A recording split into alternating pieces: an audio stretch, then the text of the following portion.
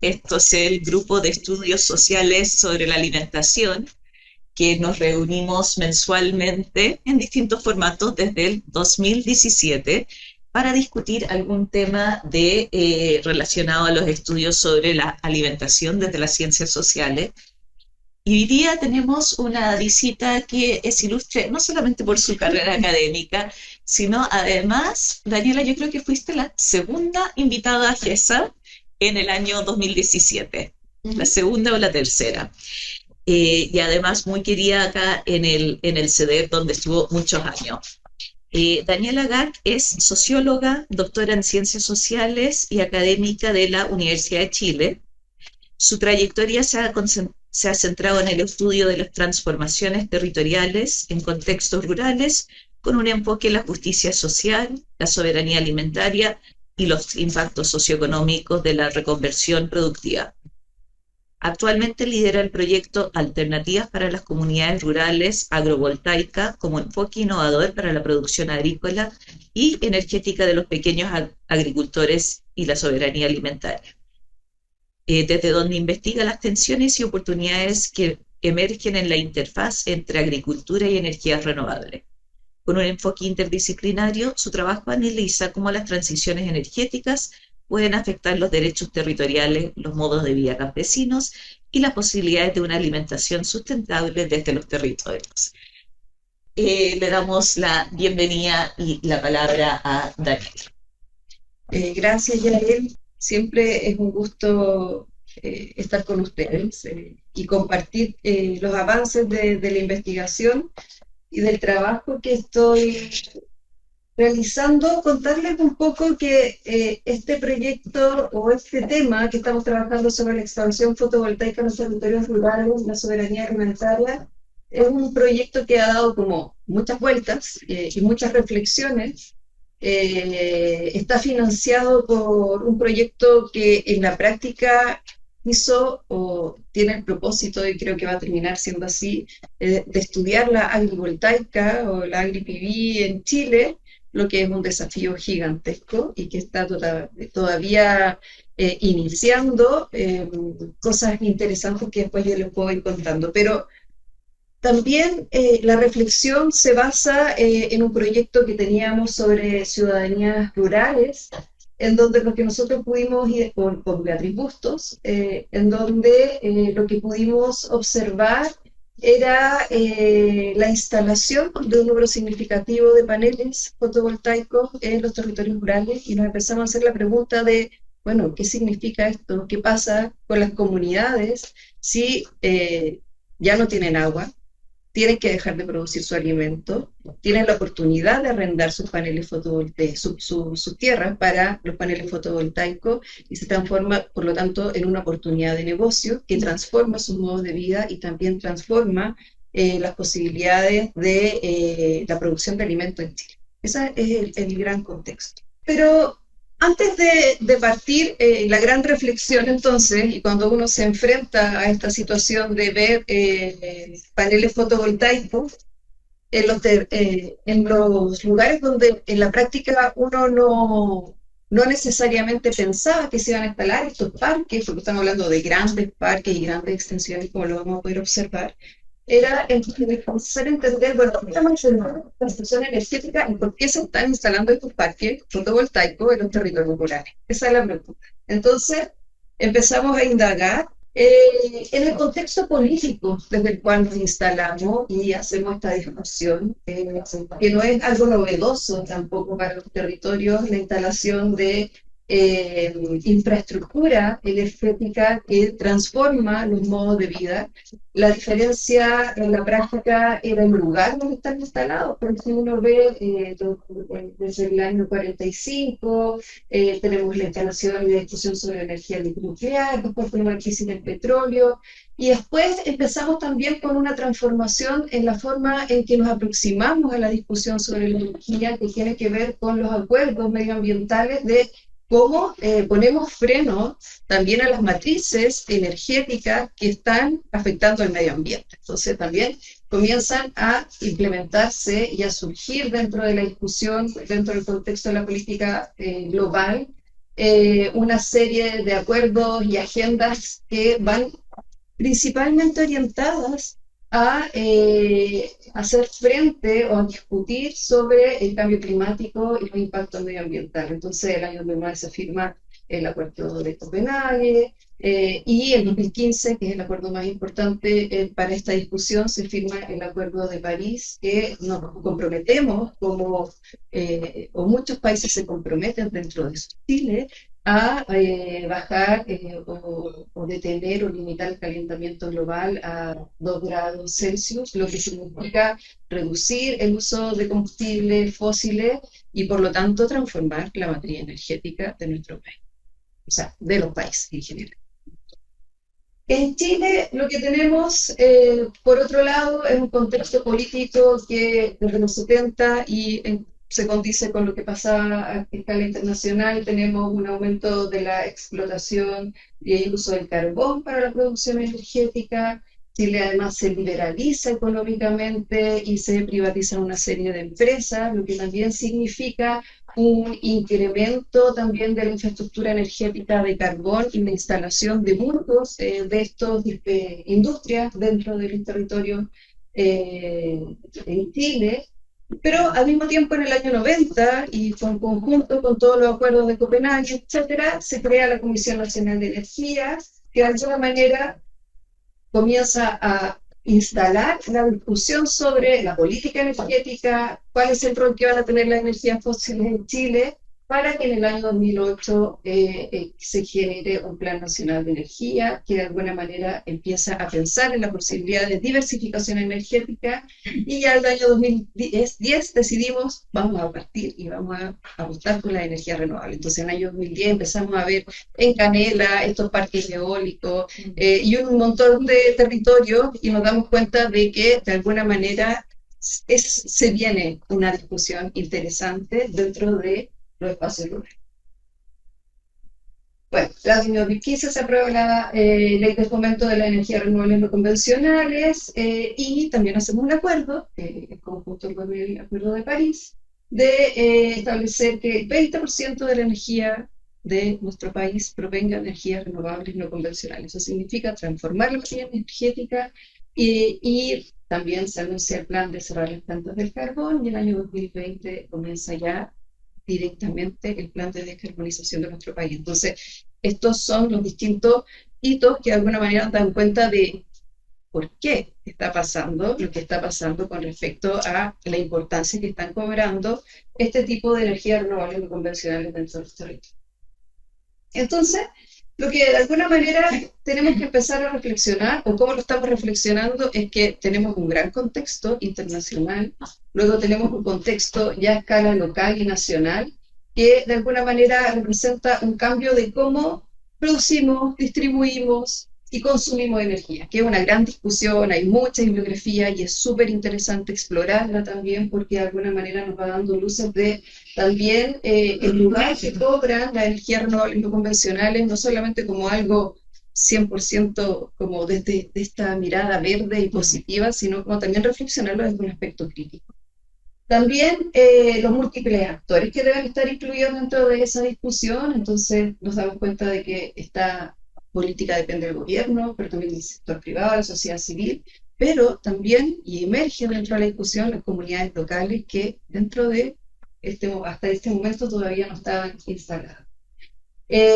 Y por lo tanto, pensar este problema desde la perspectiva de dimensiones interconectadas que abarquen aspectos sociales, económicos, ambientales y políticos. Y esa es la forma de aproximarse al proceso.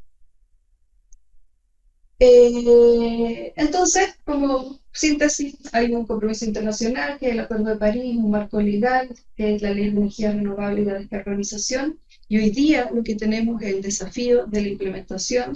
y lo que queremos estudiar, o lo que estamos estudiando, es la tensión entre el cumplimiento de estas metas globales a las que nos comprometemos y la necesidad de atender demandas y realidades locales, que es como lo que yo les comentaba al principio, uno puede observar cuando va a los campos en Colchagua, en Aconcagua, bueno, hasta en Chiloé, que de alguna manera tensionan las vidas y las realidades locales. Bueno, discutir, y lo que estamos también discutiendo es tu parte del desarrollo de un artículo, pero como discutir sobre cómo los acuerdos también de la carbono neutralidad ponen en tensión esta visión desde lo internacional y el lugar que cobra. Por ejemplo, Chile, que es una discusión, y por eso lo pongo así porque me parece interesante mencionarlo, de cuál puede ser el impacto real que tiene que Chile transforme su matriz energética en la descarbonización y la reducción de las emisiones a escala internacional. Al parecer somos bastante poco relevantes en esa discusión, sin embargo tenemos que darla porque firmamos el acuerdo y además porque hay un compromiso también de pensar que efectivamente el carbón no necesariamente es una matriz energética relevante, pero hay muchas dimensiones que yo creo que hay que explorar en este proceso y que todavía no necesariamente se han llevado a cabo en esa discusión. Bueno, entonces, ¿cuáles son las expresiones locales de esas políticas? Y esa es la pregunta que nos estamos haciendo. Y de alguna manera nos damos cuenta de que hay una producción de estas energías renovables que buscan diversificar la matriz energética mediante energías limpias como la solar y la eólica, que reduzcan la dependencia de combustibles fósiles y que de alguna manera mitiguen el cambio climático. Pero al mismo tiempo se generan conflictos y tensiones con proyectos situados que se instalan en tierras fértiles, que se ven limitadas opciones para en casos de arrendar tierra. Tenemos la oportunidad hoy día que se genera en el campo frente a las características que tiene nuestro sistema de distribución del recurso hídrico, frente a las problemáticas también que ha traído la sequía en algunos territorios, que de alguna manera permiten que se genere una oportunidad de poner a disposición estas tierras para el arrendamiento de intermediarios que luego establecen un vínculo con las empresas energéticas para instalar los paneles, que en general son contratos que tienen una duración de 30 años. Por lo tanto, nosotros ya deberíamos estar pensando que hay una transformación de nuestros campos en un plazo de mediano plazo de manera importante. Entonces tenemos,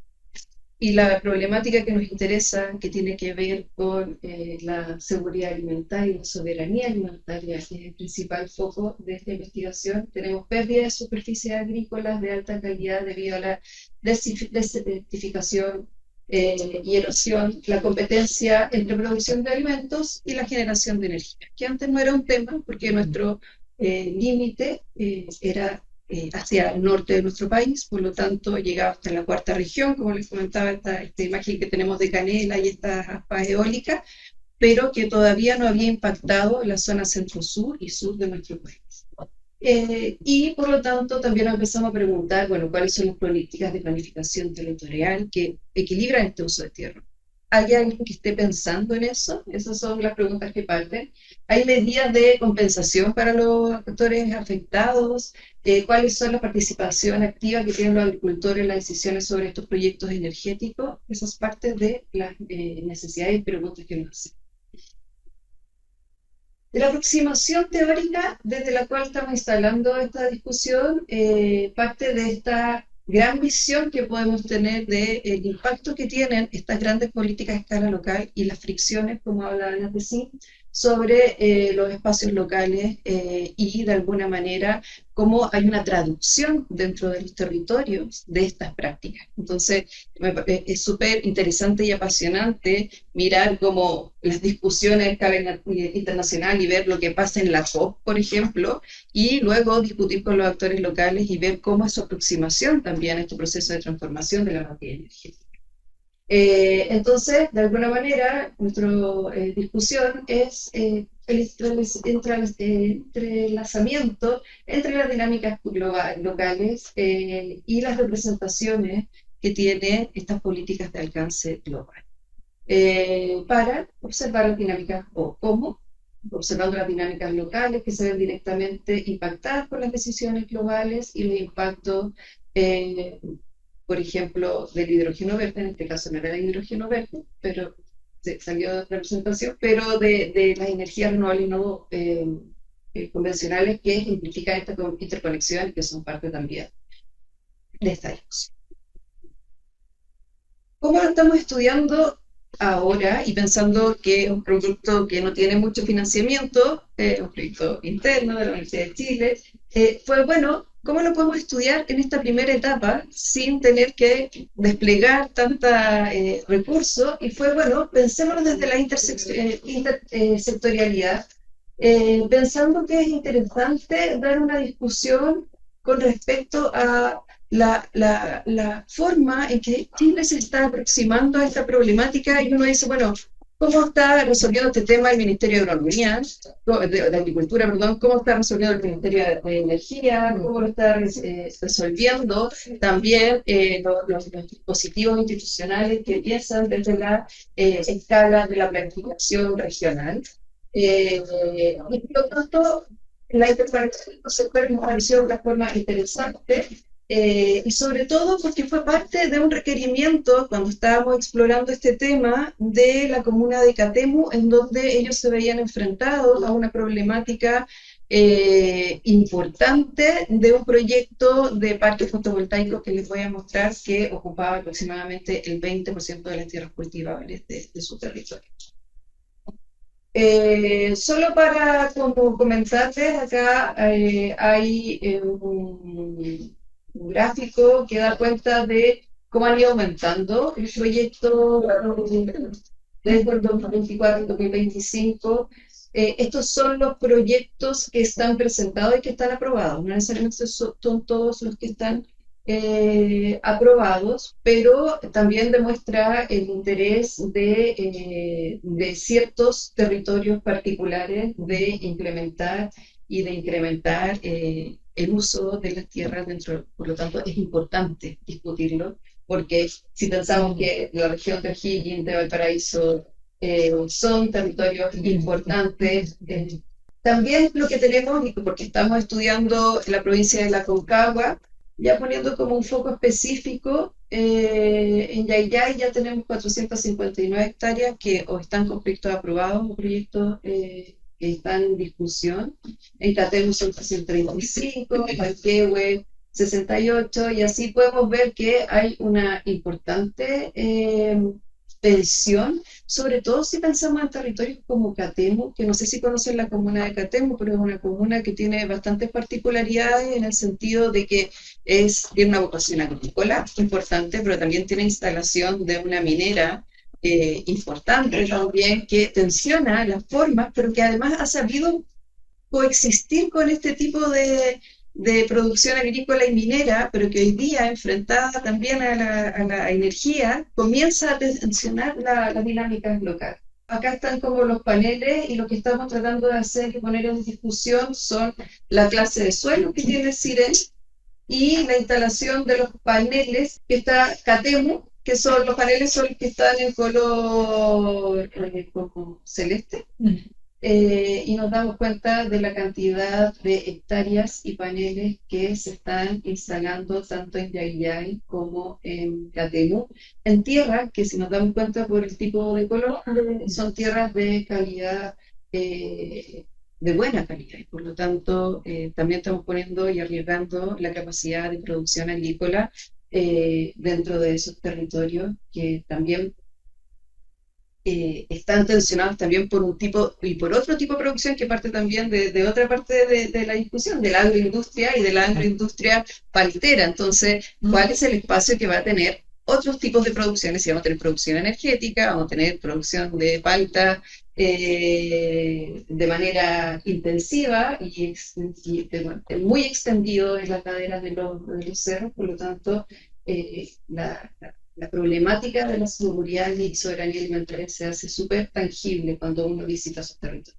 Por lo tanto, la tensión que nosotros vemos en los territorios rurales es la amenaza que existe por la soberanía alimentaria, los equilibrios entre la producción de energía, la soberanía y la justicia, en torno a los medios de vida, que es parte también de la problemática y lo que espero poder investigar si me adjudico los fondos de entender cómo los sujetos habitan y entienden y son parte de esta discusión. Y lo que tenemos acá es, y lo que estamos investigando, el proyecto de Triqueta de la comuna de Catemo, que de alguna manera fue el caso que nos invitó a pensar con el municipio acerca de esta problemática que de alguna manera nos dicen se van a instalar 240.000 paneles solares en 284 hectáreas de terreno agrícola y queremos entender como municipio cuáles van a ser las consecuencias que eso va a traer, porque las consecuencias que nosotros podemos mirar a priori es, bueno, están utilizando tierra agrícola de calidad, como lo podemos ver en los mapas, pero también hay otros tipos de consecuencias, como si yo tengo un panel, aumentarán las temperaturas de los entornos donde viven, cuáles van a ser los caminos o la forma. Es distinto tener un campo de alfalfa y una comunidad circulante alrededor que tener un campo de paneles solares y las implicancias que eso tiene para tanto para el ecosistema y para un sistema socioecológico instalado dentro de ese sector. Eh, y por lo tanto, lo que estamos tratando de indagar es cómo este impacto, este tipo de proyectos puede de alguna manera sostener sus propias cadenas de producción de alimentos o cómo este territorio puede seguir sosteniendo su cadena de producción de alimentos, articulando actores municipales y de distintas escalas territoriales que vinculen y que hagan interlocutar la producción agrícola y la producción y generación de energía, que no se puede pasar por ahí. Lo que estamos observando, por lo tanto, es a un municipio que plantea una propuesta de contención o de por lo menos frenar una iniciativa de proyecto de instalación de paneles fotovoltaicos en tierras fértiles, pero se genera la preocupación de cuánto tiempo se puede parar un proyecto por el estilo. Y cuánto tiempo también tenemos para pensar y planificar con respecto al uso, la zonificación y la capacidad que tienen estos territorios de decir, esta es la zona donde nosotros podemos instalar paneles fotovoltaicos y esta es la zona donde hay restricción para instalar un panel fotovoltaico. Y lo que existe, por lo tanto, es un conflicto de interés, de, por un lado, estar en contra de un proyecto que busca diversificar la matriz energética, mitigar el cambio climático, es decir, ustedes están en contra de un beneficio nacional y mundial, y comunidades que priorizan la protección de sus modos de vida y el abastecimiento. Eh, los impactos que nosotros hemos visto es que de alguna manera estos proyectos también, y como todo tipo de megaproyectos y conflictos ambientales que existen, comienza a una dinámica de cohesión comunitaria y articulación entre los actores. Entonces lo que nosotros vemos es un grupo de personas que comienza a movilizarse dentro de organizaciones medioambientales, el municipio con la oficina de medio ambiente y el mismo alcalde, que generan un sistema de articulación y buscar una forma de comprensión y contención de esta problemática, pero al mismo tiempo una falta de participación efectiva de la comunidad. Ya se han hecho una tesis que se hizo por una estudiante norteamericana o de Estados Unidos que empezó a levantar información sobre este proyecto y nos dimos cuenta con sus primeros hallazgos de que de alguna manera hay un grupo súper importante de resistencia y de cohesión social que se empieza a articular, pero también hay una despreocupación y una desvinculación de actores que no entienden esta tensión que se produce en, bueno, se van a poner paneles solares, como es algo bueno, y los impactos que puede tener en su calidad de vida. Entonces también es importante tenerlo en consideración. Hasta el momento, y lo que hemos podido identificar con las entrevistas que hicimos desde el nivel nacional, con los encargados de energía del Ministerio de Energía, los encargados de las energías renovables no convencionales, los encargados de la CNR, del Ministerio de Agricultura, los representantes de los gobiernos regionales y después a escala municipal y local, es que el problema de la intersectorialidad es un problema estructural y no existe una discusión hoy día que se esté resolviendo ni con la política de seguridad para la soberanía alimentaria, ni con la política de desarrollo rural. Hoy día no está permeada por esta discusión y es interesante cómo todavía se desconoce las implicancias que va a tener a escala local una política de transición energética como la que se está llevando a cabo. La visión fragmentada de la planificación, o sea, tenemos por un lado a un gobierno regional que no, que se moviliza, estamos hablando del gobierno regional de la región de Valparaíso, se moviliza de manera muy relevante y con mucha fuerza por temas de recurso hídrico, pero que dentro de su agenda el tema energético no está siendo incorporado a pesar de la intensificación de propuestas y de proyectos al interior de su territorio. No hay mecanismo efectivo de coordinación interministerial, lo que sí hay, y que es súper importante tener en consideración, es un proyecto de la CNR que vincula al Ministerio de Energía. Entonces, hoy día la CNR, con todos sus la Comisión Nacional de Riesgo, con los proyectos que tiene para promover la instalación de paneles fotovoltaicos dentro de predios agrícolas es importante. Sin embargo, también estamos sacando estimaciones sobre eso. El número de pequeños productores agrícolas son pocos los que se adjudican a esos fondos. Hoy día estamos trabajando, y yo soy parte del comité asesor, en una propuesta de que este proyecto escale a transformarse en proyectos agri-PV, que son como poner paneles sobre los predios agrícolas para que siga existiendo la producción agrícola. Sin embargo, los fondos no necesariamente van a tener la capacidad de financiar los costos de el capital inicial que se requiere para poner paneles a una mayor altura, la instalación, reconversiones de sistemas productivos, que genera una complejidad mucho mayor, pero lo interesante es que sí están pasando esas conversaciones y esas discusiones. En estas políticas hay una invisibilización completamente y total, y lo puedo decir con mucha claridad porque no aparece ni en las entrevistas ni en las reflexiones de las formas de vida rurales y los saberes locales. Cuando es como, hay tierra disponible, ocupémosla. Como que no hay una preocupación de qué va a pasar, de en qué se van a reconvertir estas personas que van a tener 250 hectáreas alrededor, que es una industria que no va a necesitar mucha mano de obra y por lo tanto también va a generar un problema en las formas de vida de las personas que habitan esos territorios. Las dificultades de armonizar proyectos con planes de desarrollo territoriales rurales existentes. Existen estos planes